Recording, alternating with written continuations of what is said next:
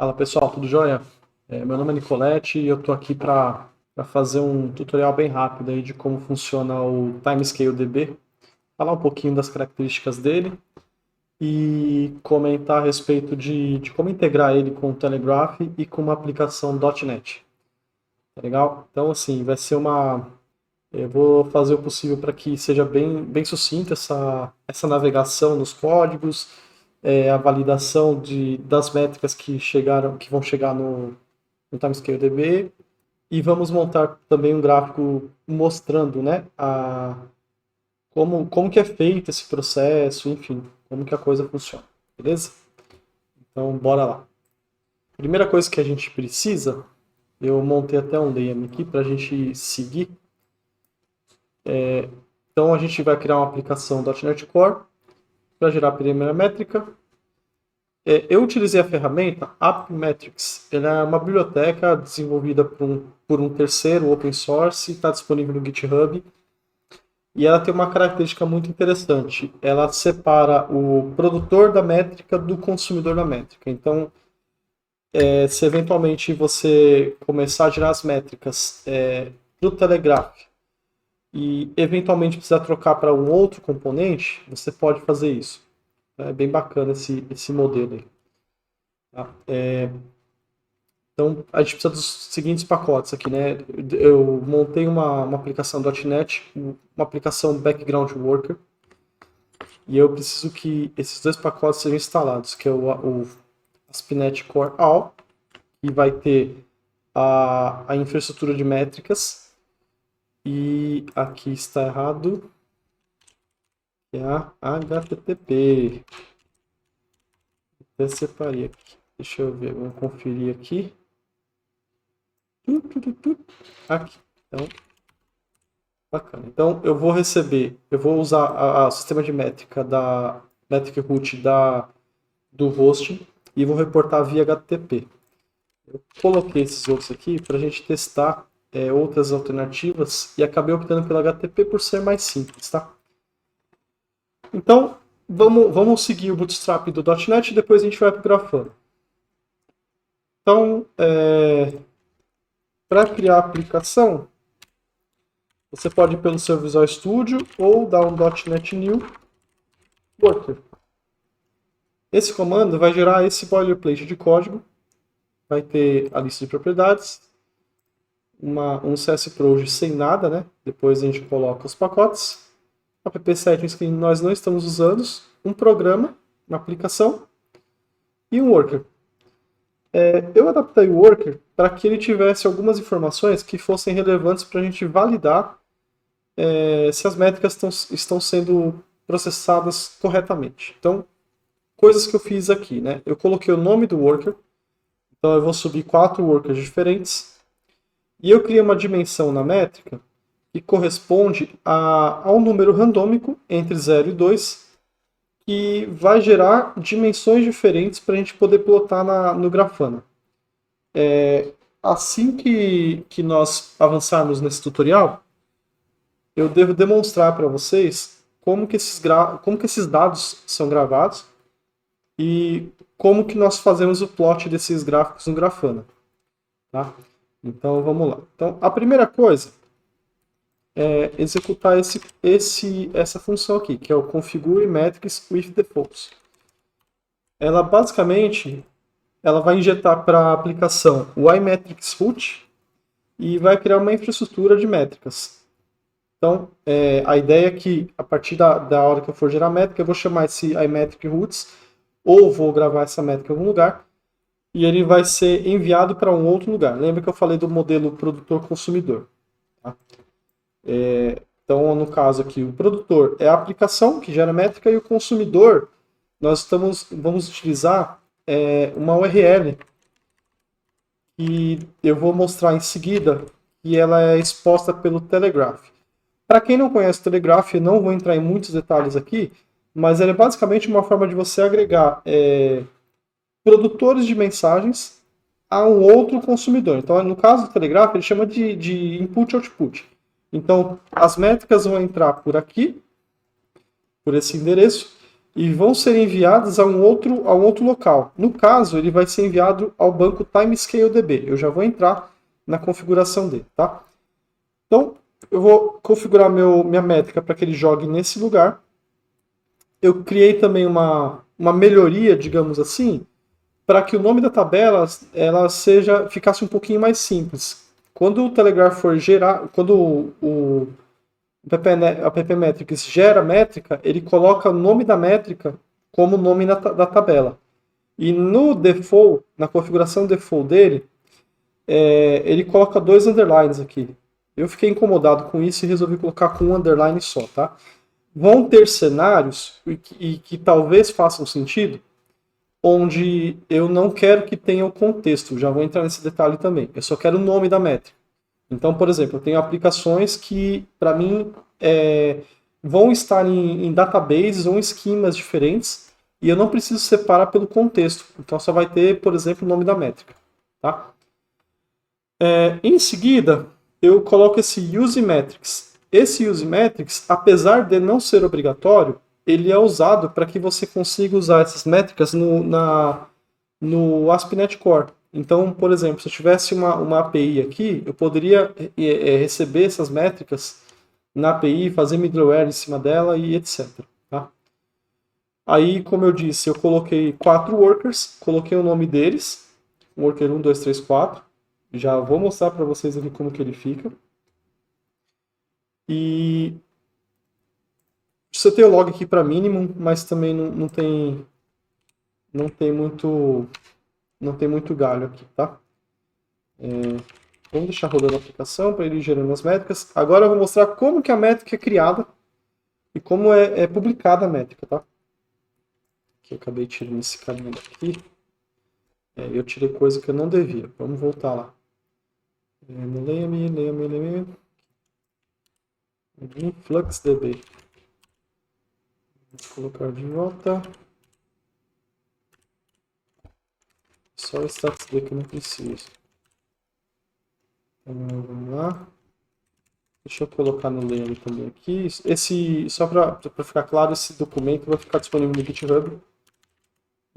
Eu vou colocar nos comentários um link, um comentário fixo lá, onde você pode fazer o download dele e se basear nesse documento, tá? Nesse vídeo.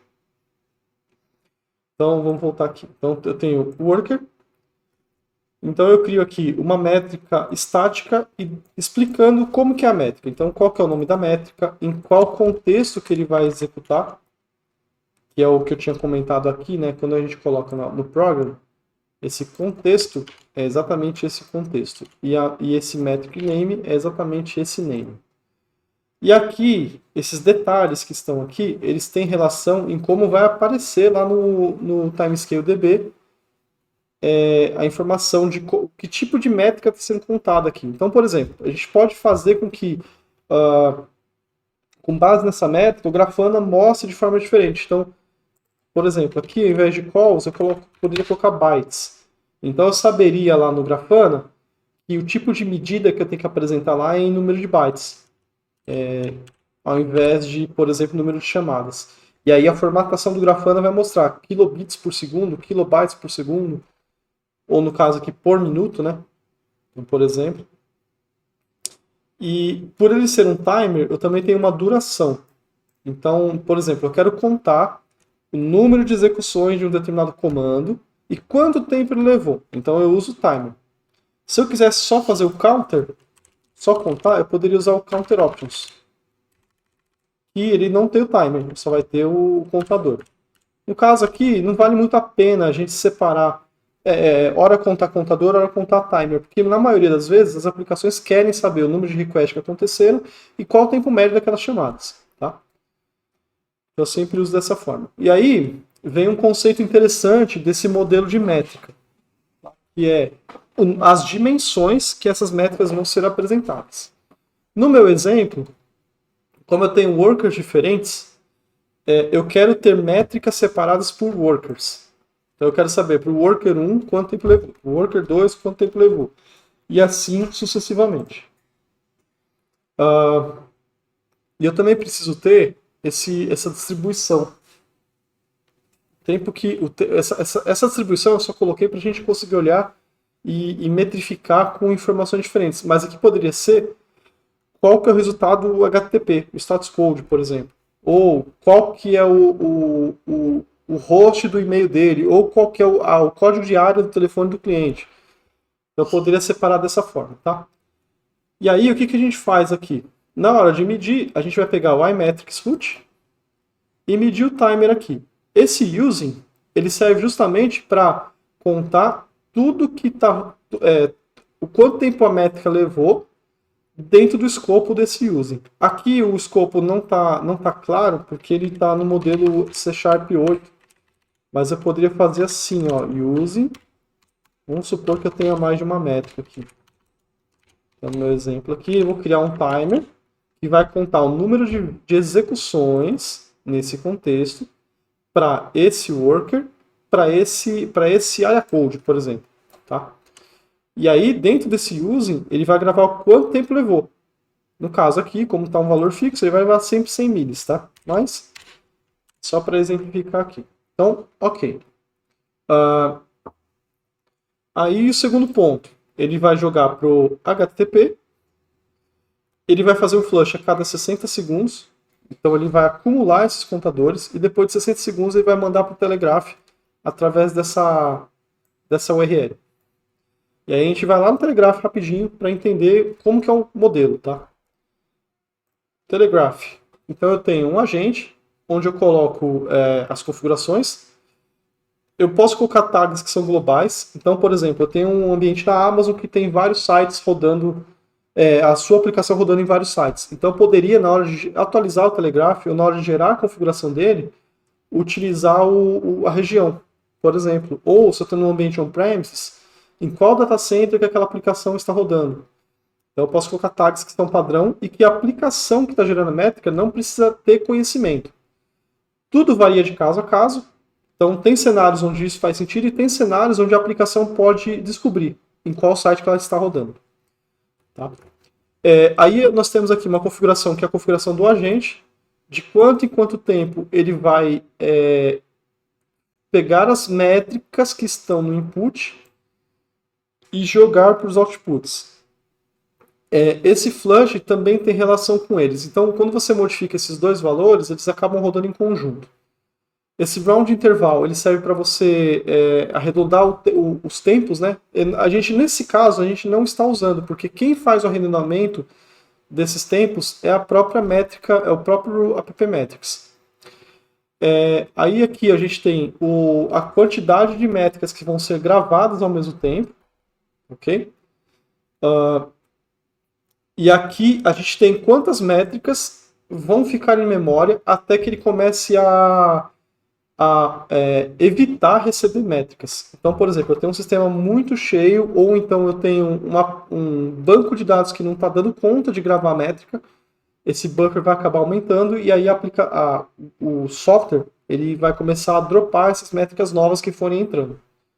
Tá, então é bom você ter um volume bem grande desse valor aqui, um volume bem razoável nesse, para que, por exemplo, na hora de gravar uma métrica no Postgres, o batch size dele não seja grande o suficiente para que, em caso de falha, ele faça um rollback de muitos registros e também ele não demore muito para gravar. Aqui o valor bom assim é entre 500 e 1000, dependendo de onde você está, do número de métricas que você está rodando. Se você coloca um batch muito pequeno, você não consegue dar conta de fazer flush. Se você coloca um batch muito grande, os sinks, ou seja, os outputs, eles podem demorar muito tempo para aceitar o batch. Então é bom ter uma ideia de como sua aplicação vai funcionar para ter essa informação. Nos ambientes que eu trabalho, como eu tenho memória suficiente, aqui eu coloco 1 milhão, então eu posso ter um buffer de até 1 milhão. Vamos pensar num cenário mais típico aqui. Eu tenho uma aplicação que o output dela é um serviço terceiro. Eventualmente, esse serviço terceiro pode cair.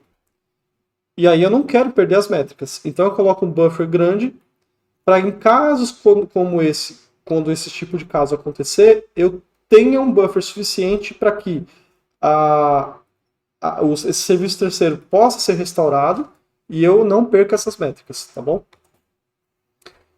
Aqui, esse flush jitter basicamente, se você colocar um valor acima de zero, ele vai tentar fazer com que o flush aconteça dentro de um período aleatório desse valor aqui.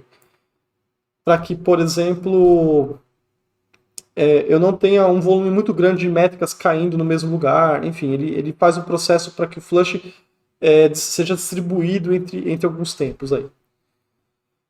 Aqui é para a gente fazer debug e ver o que está acontecendo. Aqui é para ele não gravar esses dados.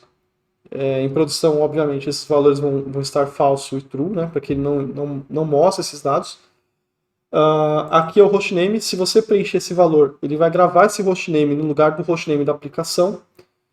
E aqui é para omitir o hostname nesse caso aqui. Então, se eu der um omit hostname true, não vai chegar no banco esse valor. Tá? Então, eu sempre deixo false. Eu quero saber qual que é o host que está rodando. E aí, agora a gente vem para a parte de inputs. Eu tenho dois inputs aqui. Um input é o input de CPU.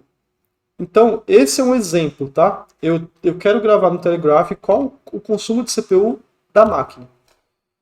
Então, aqui eu coloco o input CPU e eu coloco para que ele não gere métricas para cada CPU. No meu exemplo aqui, na minha máquina, é um Intel Xeon com 2 processadores, e aí eu tenho 48 núcleos, então gera métrica demais aqui. Então, eu acabei evitando, deixei só uma CPU, e aqui ele mostra, ó, CPU total, o data center é o laboratório, o host, como ele está rodando num container, é esse nome estranho, o rack aqui, escritório, primeiro andar, e aqui os valores das métricas, tá?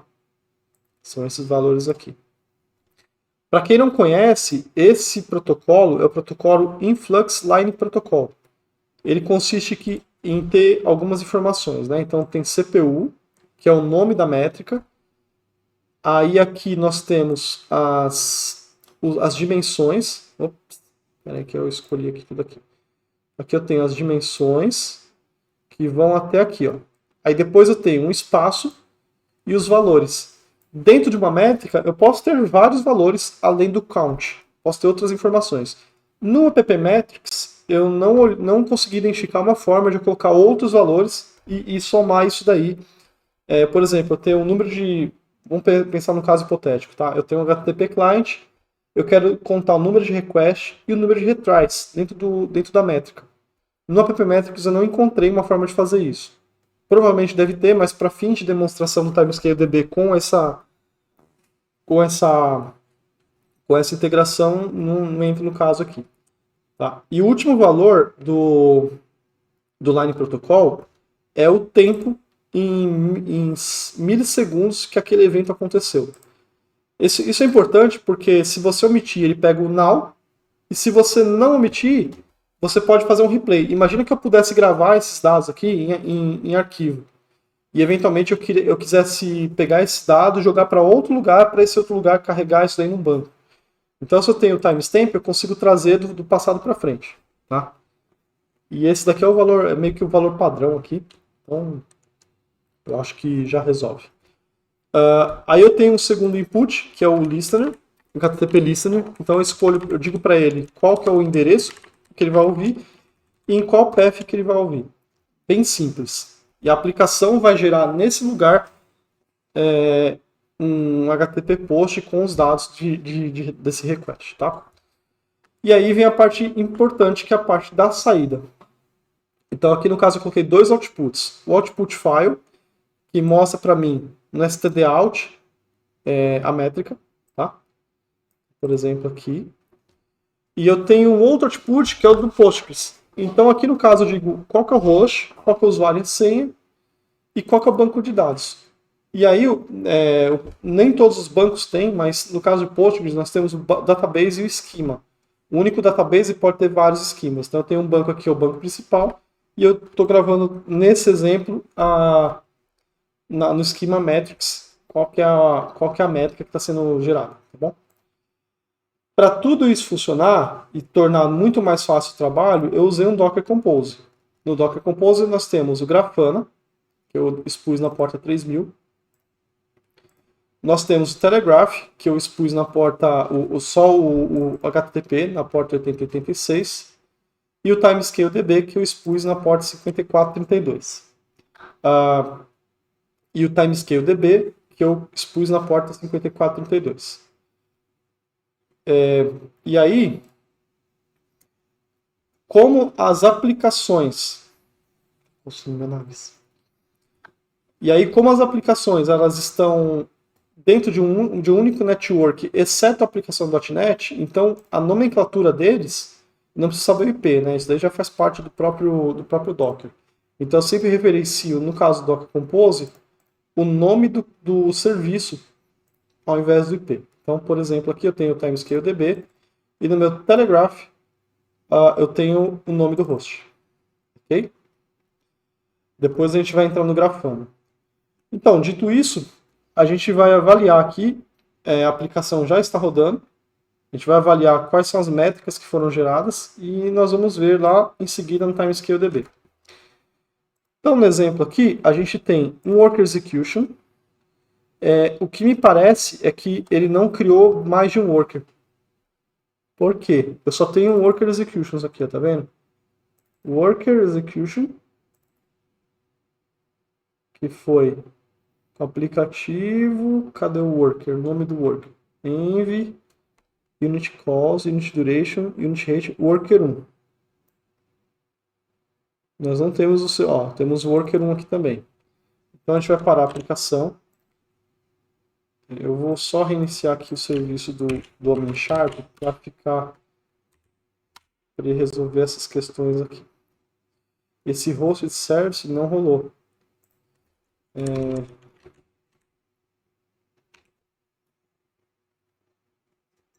Então, para facilitar nosso trabalho e tornar esse exemplo mais rápido,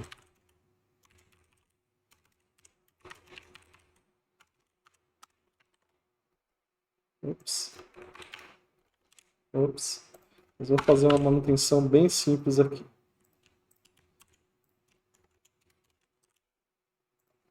Eu sei, existem formas de fazer que são diferentes dessa, mas isso tem a ver com a injeção de dependência que ele deve estar reclamando que o serviço é o mesmo. A gente vai fazer assim, para facilitar a nossa vida.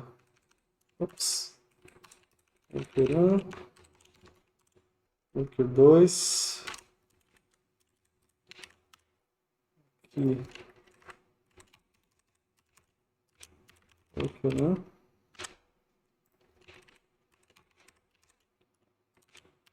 Worker 2, Worker 3 e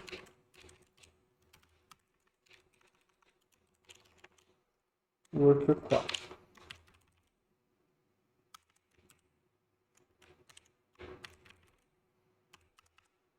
Worker 4.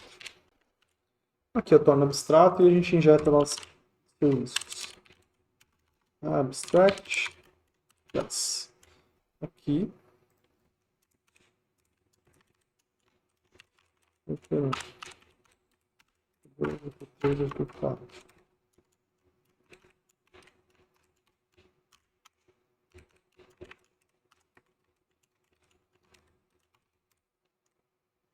E aqui nós temos um outro problema que eu acabei retirando aqui. Eu acho que na verdade o problema era esse, tá? Mas vamos deixar rodando aqui. Então, aplicação rodando, métrica rodando. A gente vai abrir agora o Timescale DB e para isso eu estou usando o dbeaver.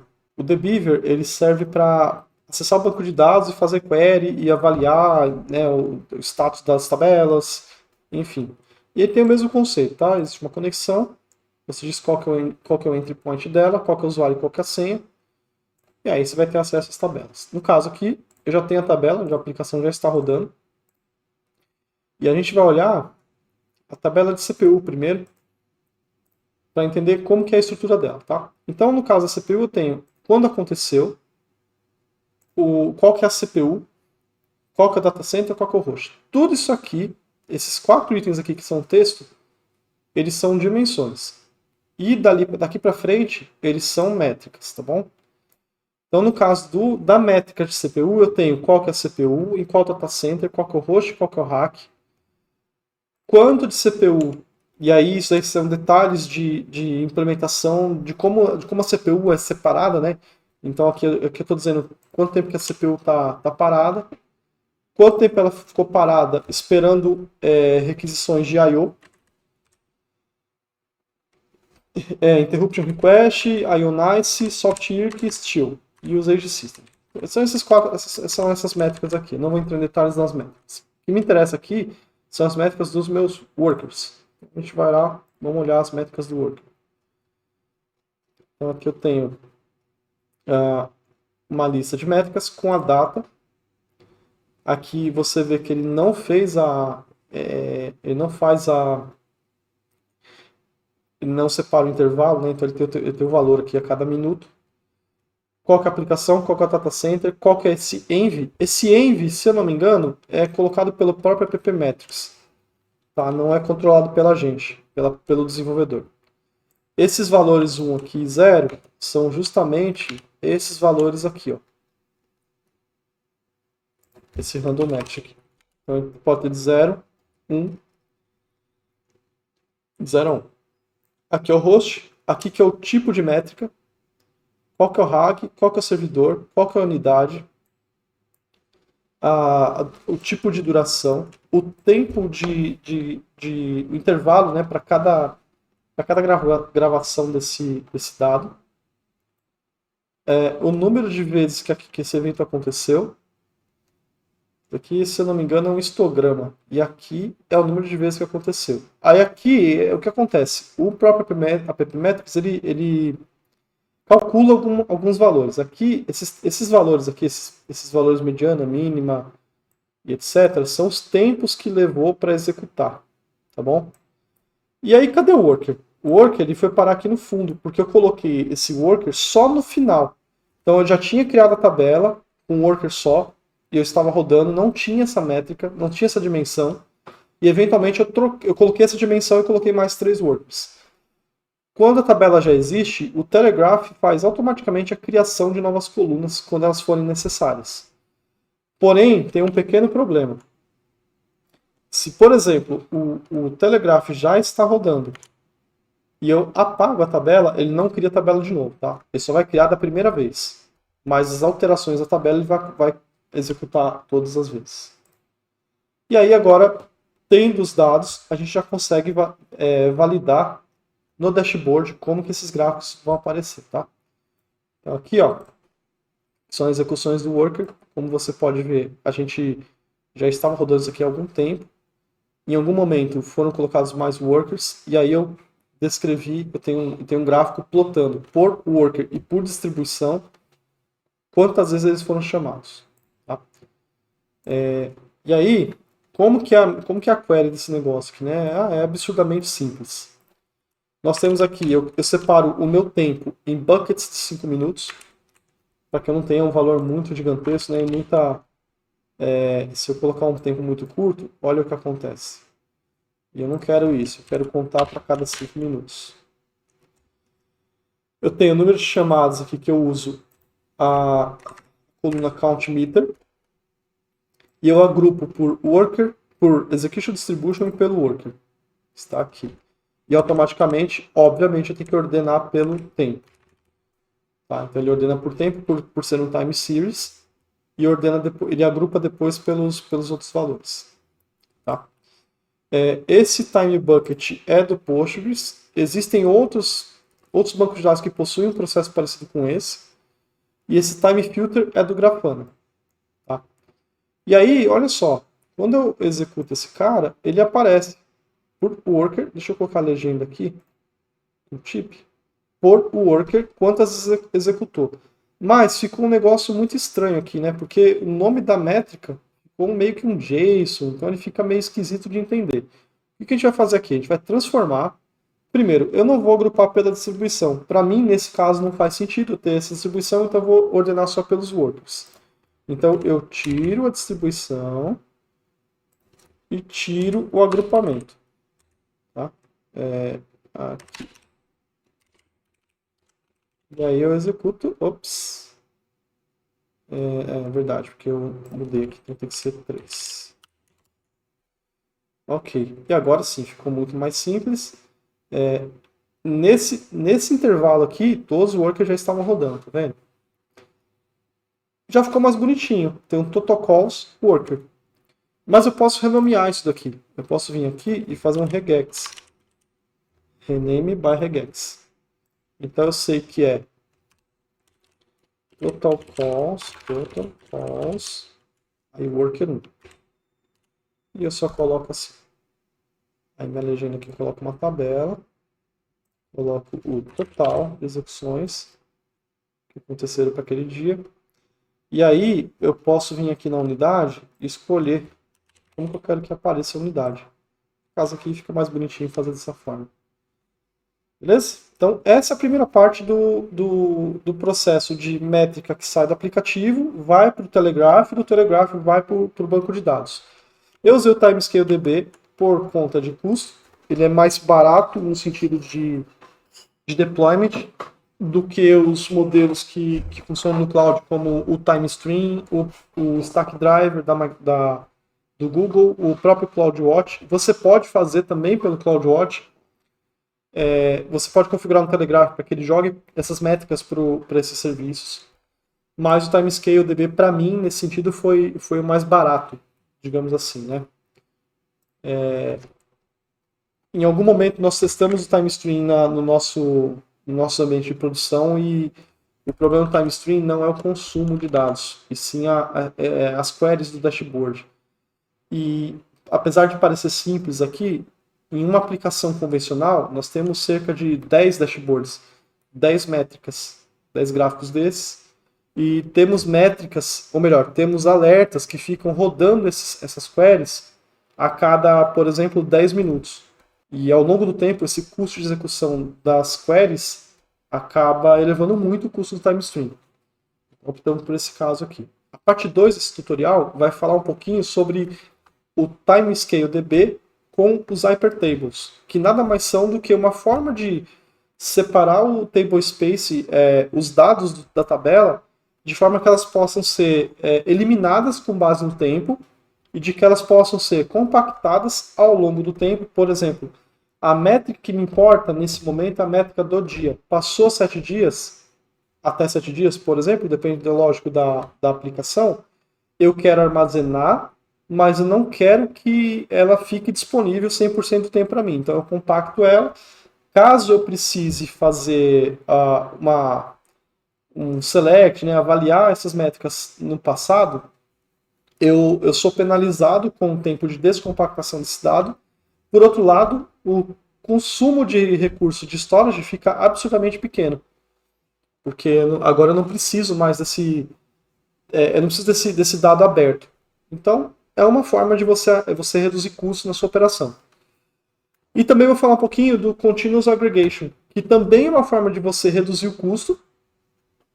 O que acontece na prática é que você diminui a granularidade do seu dado, eliminando uma série de outras informações. Por exemplo, vamos supor que eu precise a minha métrica, no dia eu preciso ter o tempo de resposta, eu preciso ter o percentil 99 e etc. Mas depois de 7 dias, esse valor para mim é irrelevante. Eu não preciso saber 7 dias atrás qual era o tempo de resposta da minha aplicação, por exemplo. Então, no Continuous Aggregate, eu removo essas colunas, diminuo a granularidade, então, e aí de novo volta para o caso aqui do presente. Então, no presente, eu quero ter uma granularidade o mais granular possível, para que eu possa saber no minuto seguinte o que aconteceu com a aplicação. 7 dias depois, não me importa, eu gostaria de saber por hora. Então, eu posso diminuir esse volume de dados em 60 vezes, já que agora eu tenho um contador por hora, ao mesmo tempo que eu diminuo o custo também da operação. Eu não preciso de um storage gigantesco. E tem um extra, no caso da Amazon e outros ambientes cloud, onde você pode colocar storages separados para armazenar esses dados em discos mais lentos e, consequentemente, mais baratos, e também utilizando menos storage. Ou seja, o dado consolidado, por ter menos, eu tenho uma granularidade muito menor. No exemplo que eu disse aqui, eu tenho uma granularidade de 1 hora, eu diminuo o número de de entry points aqui, de data points, né, em 60 vezes, e ao mesmo tempo eu economizo o recurso de storage. E eu ainda posso mover esse dado para um outro table space que seja lento e que o storage seja, sei lá, 4 vezes mais barato. Tá? Então, eu vou gravar em seguida esse bate-papo aqui sobre o TimeScale DB com esse recurso e disponibilizo no YouTube também para vocês, tá bom? Um abraço.